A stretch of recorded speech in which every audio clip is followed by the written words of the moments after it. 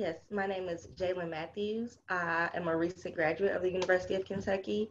I am 23 years old and I'm now in the process of obtaining my master's degree at the University of Indianapolis.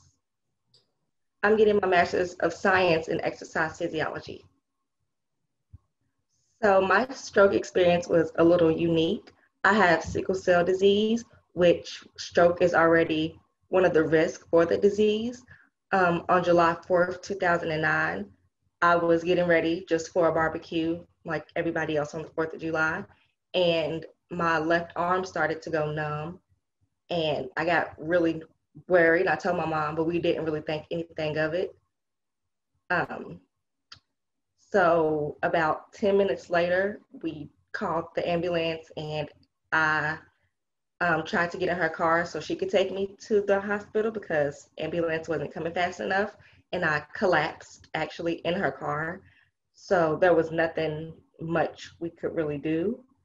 About 15 minutes later, the ambulance had arrived and they took me downtown Louisville to Cozad Children's Hospital, where I spent the next few hours getting assessed and MRIs and blood transfusions and all those kind of things. I don't really remember much from that night, but collapsing in my mom's car and waking up periodically to different doctors in the rooms and different family members coming by. Once I finally regained consciousness the next day, um, they had told me and my mom that I had a stroke, or they had told me at least that I had a stroke. And I wasn't really sure what a stroke was because um, I was only 11 years old and I never thought that that was something that could happen to me. So I was really confused. I spent 7 days in an inpatient hospital where they just ran tests and tried to help me regain some strength so that I could go to an outpatient physical therapy. I didn't really do well in the hospital, so I spent 36 days at Fraser Rehab in Louisville, Kentucky, where I had some of the best therapists, the best doctors working with me. I had occupational therapy, physical therapy. I had maybe a session of speech therapy, respiratory therapy. I was going through a lot of therapies just to help me regain my independence and to help me when I do or when I did re-enter the world again. My experience reintegrating into the community was a little tough. I was in I was going into my 7th grade year of middle school, and we all know that kids can sometimes be a little mean. So I was really worried about how people at school would perceive me. One year I'm coming in perfectly fine, and then the next year after that summer, I come in with a wheelchair and needing all these special privileges or special accommodations. So I was really nervous about um, how that would affect me. And luckily, I had a solid group of friends that helped me combat that. And yes, people talked and people were whispering and looking at me a little funny, but I never, or tried to never let that get me down.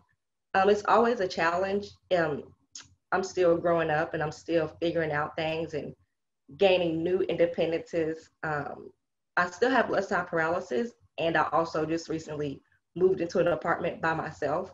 So, trying to figure out things that will help me or help me live more comfortably than I did before the stroke. For example, the cabinets in an apartment are pretty high. I can't reach that high without losing my balance. So we had to accommodate that and put things lower on the shelves or in lower cabinets. So reintegrate. I'm still figuring out actually how to reintegrate into the community. Also, in my classes, I have to take blood pressures, and you need two hands to put on the blood pressure cuff. I don't have that luxury of putting on the blood pressure cuff by myself. So I still do need help, and I'm still figuring out every day how to successfully reintegrate into the community. Some of the strengths that I had reintegrating into back into the community were I gained a lot of people that were just like me, going to rehab, surrounding me with other people who also had strokes or who's also paralyzed, even a few people my age and a few people that are older than me.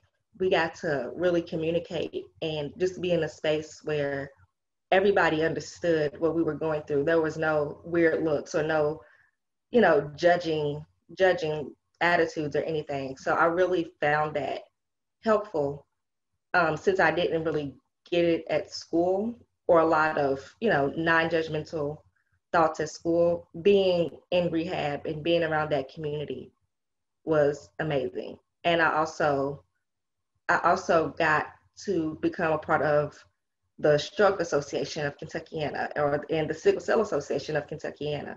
So just having that community around helps a bunch. Following my stroke, the most important areas to me were activities of daily life and quality of life. I wanted to have the best quality of life for my age. I was still growing up. I am still growing up, and you know, I just wanted to make sure that I had the same opportunities as my peers. So quality of life was definitely number one on my list following the stroke, as well as my families. They wanted me to just not be limited to do certain things just because I had a stroke or just because I do have left arm paralysis.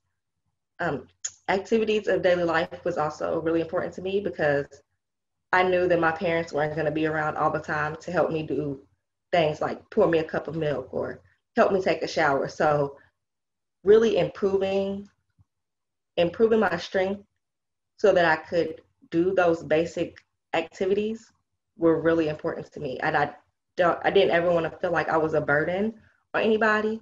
So I wanted to make sure that I could do it, or at least try to do it first without asking for help.